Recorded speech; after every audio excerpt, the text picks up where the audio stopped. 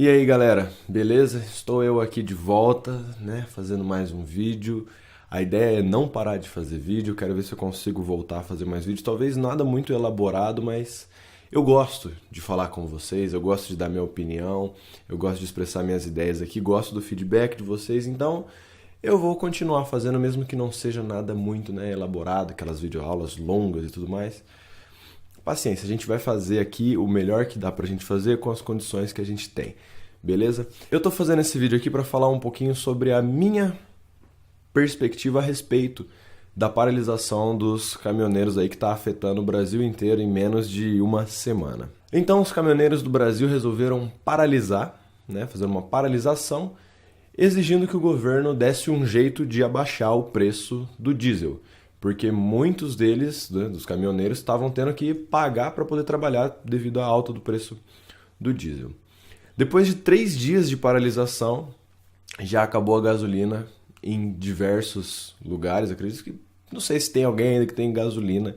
Aqui na minha cidade, pelo menos no terceiro dia, já tinha acabado o combustível nos postos e tudo mais. E daqui a pouco a gente já vê que vai começar também a ter problema no mercado, vai começar a faltar alimento. Enfim, o bagulho tá em menos de uma semana, tá pegando forte no Brasil inteiro. O que pensar sobre isso? O que eu tô pensando sobre isso? Conversei com alguns amigos, enfim, coisas que tô na cabeça a respeito disso. Sobre as questões políticas, qual é o intuito desse movimento? Tem gente por trás. Começou a rolar muitas ideias, às vezes até conspiratórias, a respeito desse movimento. Quem são os líderes? Por que estão fazendo? Será que existe uma intenção aí de impedir que hajam eleições? Enfim, o que está acontecendo? Qual é o intuito político desse movimento? Ainda não dá para saber com clareza. Pelo menos pelo que eu tenho pesquisado, ainda não tem como saber de uma maneira profunda, certo? Tem grupos que organizam esses caminhoneiros? Sim e não. A maior parte dos caminhoneiros, pelo que eu entendi, são de fato ligados a empresas, né? São funcionários contratados de empresas, e essas empresas são organizadas, se não me engano, em 9 entidades que teriam negociado inclusive com a presidência recentemente, enfim. Só que eles não são os únicos que estão envolvidos nisso. Tem também caminhoneiros autônomos, certo? Que fazem o transporte de maneira autônoma, tem seu próprio caminhão, enfim, faz contrato de autonomia. E tem também pessoas cooperadas. Então não é um movimento onde tem só um personagem, existem vários personagens desse movimento. Então fica difícil perceber qual é o intuito político a longo prazo, talvez, desse grupo. O que dá para perceber é que querem que diminua o preço do diesel. Uma pauta bem específica, digamos assim, bem direta. Tem muita gente estudando isso, lógico, esse é um momento que muita gente vai começar a analisar e dar pitaco e tudo mais. E algumas possibilidades apontadas, algumas análises apontadas por sociólogos, é de que esse movimento tem uma certa semelhança com aquele movimento que teve em 2013, do passe livre, que tem um teor um tanto quanto espontâneo, não tem uma entidade que lidera o movimento, ele tem um teor, né, de uma certa maneira espontânea. Então, existe aí várias, né, nuances, várias perspectivas sobre o episódio, falando politicamente, né, em termos de intenções políticas, e é difícil ter com clareza, saber com clareza qual que é a intenção dessa galera. Acho que o importante, né, tem muita gente especulando e tudo mais, acho que o mais importante de tudo é tentar compreender a complexidade da coisa, né, que não é uma coisa simples que você já sai, é isso, não é aquilo. Calma lá, galera, vamos tentar entender, vamos perceber as contradições que existem, né, não é uma coisa simples de compreender. Beleza? Bom, sobre os pedidos de intervenção militar que tá rolando aí nessa paralisação e tudo mais. Acredito que essa seja uma questão de incompreensão também da complexidade que as pessoas têm a respeito da vida política e econômica. E acabam achando, caindo na questão do moralismo, achando que todos os problemas do Brasil são umas questões de corrupção, né? Que tudo no Brasil dá errado por causa da corrupção. E a outra ideia, então, seria como combater a corrupção. Com os militares que seriam incorruptíveis, né? Seria, sei lá, os militares não são corruptos, essa é a ideia.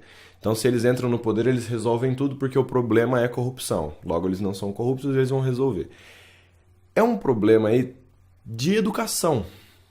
De educação ou de saudosismo. Mas vamos falar da educação primeiro. Problema de educação por quê? Porque primeiro as pessoas não conseguem compreender a complexidade da questão política e econômica, e não só compreender, tipo assim, eu compreendo a complexidade, é compreender que é complexo, entendeu? Que mesmo que uma pessoa que não seja corrupta, digamos que a gente... Deixa eu bater aqui. Digamos que a gente tenha no governo só pessoas que não são corruptas. Acho isso impossível, mas vamos pensar. Não é só porque essas pessoas não são corruptas que os problemas vão ser resolvidos. É um problema mais complexo que envolve, por exemplo, o que a gente quer para o nosso país? Quais são as nossas prioridades? O que nós temos de recurso para tentar resolver essas prioridades, né? E como alocar isso não é coisa fácil, né? Então não é só corrupção o problema e tudo mais. Enfim, então tem esse problema da ideia de que o Brasil inteiro é corrupto e o problema é só corrupção. Por outro lado, existe uma questão de educação, que é a incompreensão das pessoas a respeito da ditadura militar, de achar que na ditadura militar não tinha problema, não tinha corrupção, que dava tudo certo. E aí eu acredito que a grande questão é, na ditadura você não tinha críticas ao governo. Você não tinha o jornal falando dos problemas do Estado. Não porque não existiam esses problemas, mas porque não podia falar. Qualquer crítica ao governo não era bem vista, então havia censura nos meios de comunicação. E aí, claro, você, por não ter essa informação batendo toda hora falando que o governo está com problema e tal, talvez você ache que não existe problema, mas é só isso, você não tem a informação dos problemas que existem. Então, sobre a intervenção militar, esses pedidos de intervenção militar, acredito que seja isso. Primeiro, uma questão da falta de compreensão da complexidade. Segundo, essa questão de não ter noção de que na ditadura, se você não ouvia falar dos problemas, não é porque eles não existiam, é porque eles eram censurados. E aí isso gera, né, um certo saudosismo. Ah, na ditadura militar não tinha problema, tal. Não é bem isso. Aqui os problemas talvez não ficassem tão expostos como eles são hoje. Beleza? E tudo bem. Então, esses dois pontos, né, questões políticas a respeito da paralisação, a questão da intervenção. Mas eu acho que o mais interessante de tudo isso, que eu tenho percebido que mais interessante do que mais nada, é um processo de desalienação. O que seria isso? A ideia de alienação é basicamente você não compreender a realidade, tipo, né, a complexidade da realidade, mas todas as redes de comunicação que existem para que ela seja possível. Então, por exemplo, de onde vem a comida que está lá no mercado, né, os sacos de arroz, não sei o que, sei lá, velho, tá aí, ó, tá na prateleira, ele brota da prateleira, entendeu? Eu não sei qual que é o processo que faz com que ele chegue até lá. Outra coisa, como que a gasolina chega no posto? Sei lá, cara, eu só vou lá e abasteço, entendeu? Eu não me questiono da onde vem isso, qual que é o processo que faz com que isso aconteça.